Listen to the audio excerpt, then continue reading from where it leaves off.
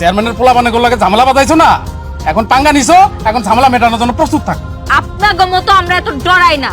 ওই চেয়ারম্যানরেও দেখে নিব, চেয়ারম্যানের পোলা দুটারও দেখে নিব। ও গো ট্যাঙ্গি না ভাঙা পর্যন্ত আমার ঘুম হইব না। এই গরিবের বাচ্চা, তুই আমার কলারে হাত দিয়েছিস, সর এখান থেকে।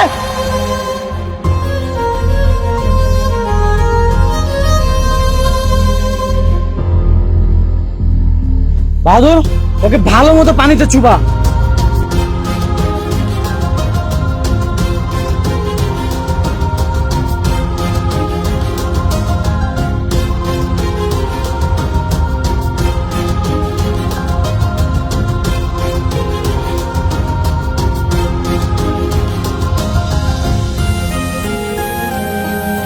থামো, এবার ওদেরকে ছেড়ে দাও। আজ তোদেরকে এই কাদা মাখিয়ে ছেড়ে দিলাম, পরবর্তীতে যেন এই জমির আশেপাশে তোদেরকে না দেখি, না হলে কিন্তু জুতার মালা পরিয়ে ও শিমুলপুর গ্রাম ঘুরাবো। বাহাদুর, এই আশপাশের সব জমি দখল করে নাও।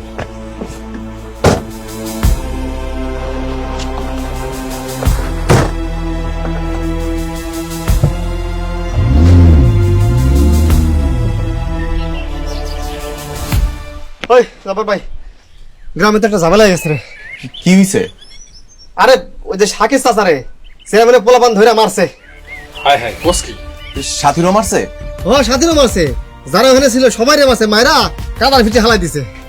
মানে শাকির চাচা কেন ওগুলোকে আবার ঝামেলা করতে গেল? মানে শাকির চাচা জানে না যে চেয়ারম্যানের পোলাপান অনেক খারাপ?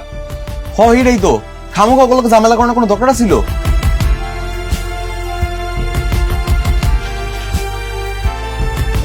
চাচা, ও চাচা, চাচা, মানে কোনো দরকার ছিল চেয়ারম্যানের পোলাপান গুলোকে ঝামেলা করা? এখন কি গ্রামের মধ্যে আপনি টিকতে পারবেন? পারবেন না। দেখো না কেমন বজ্জাত পোলাপান হইছে, আঙ্গুরে কি করছে। করবো না, ঝামেলাটা কেন করতে গেছেন আপনারা? তো ঝামেলা করুম না? আমাকে জমি জমা হাতায় নিতে চাইবে আর আমরা সায়া সায়া দেখুম? সাথী, তোমার জমিটা তোমরা কিন্তু চেয়ারম্যানের কাছে বিক্রি করে দিতে পারতা, হুদা হুদি এখন তোমরা ঝামেলা পাকাই না। আরে কি কইতেছো ফারুক?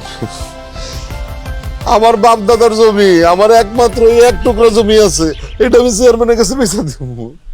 সামান্য একটু জমি বিক্রি করেন না দেখে আজকে আপনাকে এই অবস্থা। এই অবস্থা মানে কি অবস্থা? এই যে মুখে কাদা মাইকা তারপর ঘুরে বেড়াইতেছে। তো তা আপনার সমস্যা কি? আমার আবার কি? চেয়ারম্যানের পোলাপানে গুলোকে ঝামেলা বাঁধাইছো না, এখন পাঙ্গা নিছো, এখন ঝামেলা মেটানোর জন্য প্রস্তুত থাক। হ্যাঁ, আমরা প্রস্তুত আছি, আপনারাও প্রস্তুত থাকেন। আজকে আমাকে লগে ঝামেলা বাঁধাইছে, এর পরের দিন আপনাকে লগেও বাঁধাবো। সাথী শোনো, আমাকে লগে জীবনও ঝামেলা হবে না। তা হইব কেমনে? জমি জিরাত তো সব লিখা দিয়া থুয়া দিছেন চেয়ারম্যানের কাছে।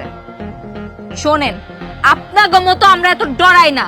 ওই চেয়ারম্যানরেও দেখে নিব, চেয়ারম্যানের পোলা দুটারও দেখে নিব। ও গো ট্যাঙ্গি না ভাঙা পর্যন্ত আমার ঘুম হইব না। হইছে, আর কিছু কম লাগবো না, চল চল বাড়ি যাই, মেলা কিছু হইছে। যাও তোমার বাড়িতে যাও, চাচা গা ধুয়ে এলো না। আর এই চেয়ারম্যানের পোলাকো ধইরা তো দিন দিন বাইরেই চলতেছে, কিছু একটা করণ দরকার। আমরা কি এতগুলোকে পারুম? এগুলো করে লাভ নেই। চলো টিভি দেখবে না? কি টিভি দেখবো? কারণ আব্বাই গেলে ইচ্ছা মতো ছাড়বো। যাও গা, চলো যাও, টিভি দেখে আসি।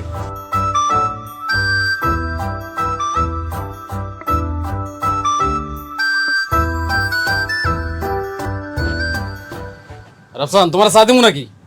না ভাই, মনটাই খারাপ হয়ে গেছে, খাবো না। তোদের মতো মানুষকে এইভাবেই সবসময় জুতোর নিচে রাখতে হয়, নইলে তোর কথা শুনবি না। দাঁড়াইছিস কেন? যা যা, আমার চোখের সামনে যা।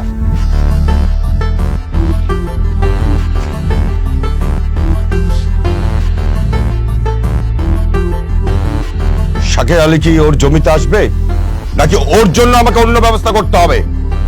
বাবা, আমার মনে হয় না আসবে। আসবে। কিছু কৃষক আছে যারা জান দিয়ে দিবে কিন্তু জমি দিবে না। মেরাজ একদম ঠিক কথা বলছে।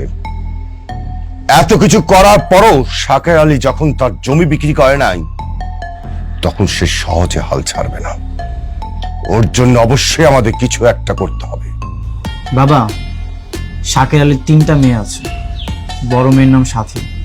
মিরাজ, জমির দিকে চোখটা রাখ, অন্য কোনো দিকে না। বাবা, আমি আসছি।